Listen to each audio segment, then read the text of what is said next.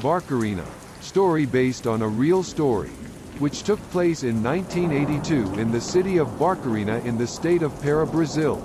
The name of the protagonist of the story has been changed, as he is already deceased, so out of respect for his name and his family, your identity will not be revealed and names will be changed. Welcome to the channel. Olá Daniel. Leave your like and subscribe to the channel for more stories like this one, and many curiosities. Let's go to the story. It was a hot and rainy late afternoon during the month of July 1982 when Mr. Pedro Costa, leaving work in a mining industry, in the municipality of Barcarena in the state of Para, had missed his transport that would take him to the port of the city, where he would take the boat back to Belém. It was after 5 p.m. and having no other option but his own legs, in case he didn't want to spend the night at the factory, he decided to walk, hoping to catch the last boat that would leave at 7 p.m. The walk was long and there was no more time to waste. After a few minutes of walking, already completely away from the factory gates, and seeing himself involved in one of the many dirt roads, with only the forest at his side to keep him company, Mr. Pedro hears a call for help, coming from one of the paths that cut the road he was walking towards the port. Thinking he was hearing things, since the loneliness in the middle of a deserted road, in a dense forest beside him could be playing a trick on him, he heard again that female voice coming from the middle of the forest on the road beside him. "Mister, help me please. I'm hurt and I can't get out of here. It's raining. It's going to be dark and I don't want to stay here in the forest, in the rain."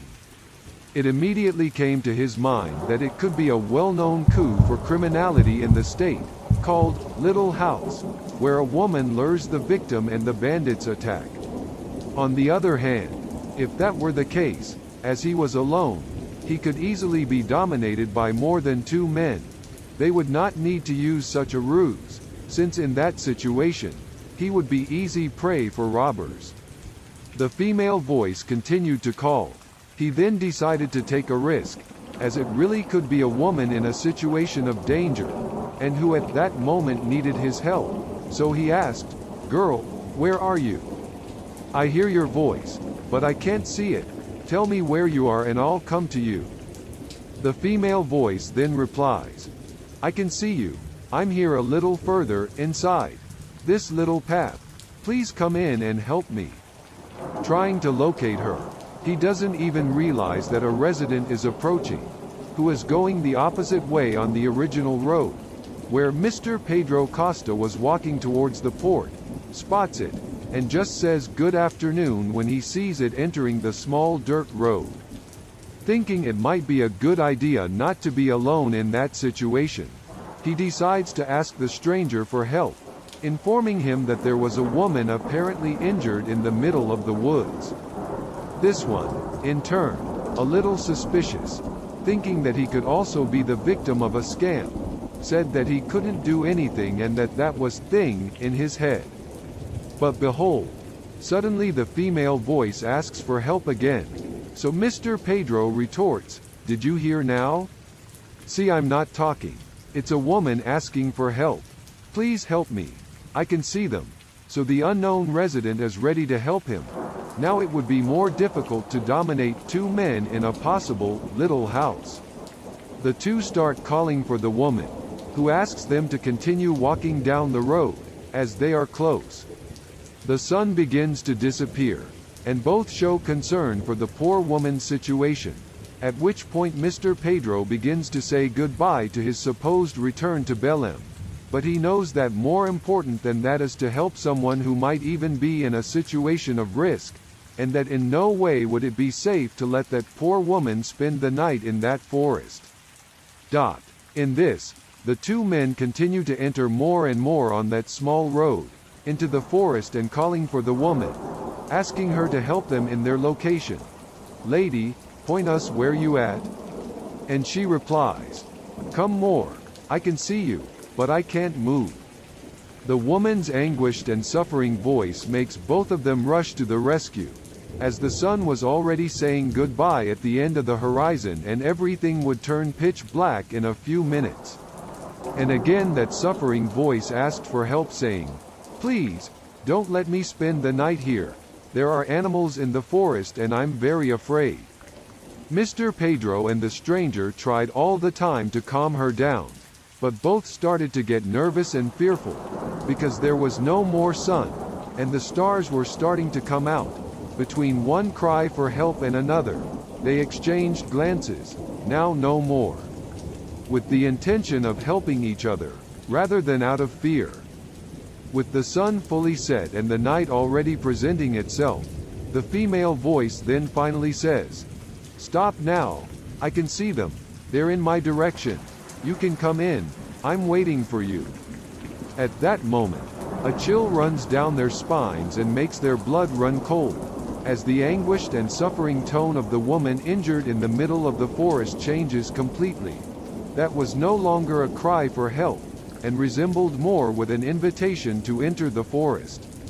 At that moment both were paralyzed, looked at each other denoting a mixture of fear and doubt, observed the path behind them, which they had to walk in search of that woman, who kept talking in a now jocular and almost mocking tone.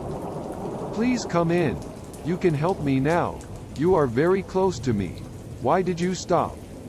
The two men realized that it would be impossible, given the distance they had traveled, to hear the woman's voice so close to the main road that would take them to harbor, without her screaming in the middle of the forest, since they had gone so far into the forest through the small path, that it was no longer possible to see the main road.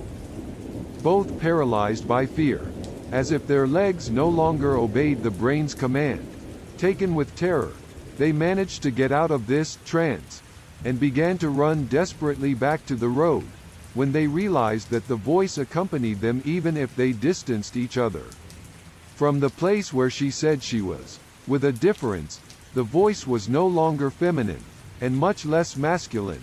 Now it was an almost animalistic voice, saying, "Come back, I need you. Won't you help me anymore?" I can still see them. And an almost demonic smile could be heard by both of them.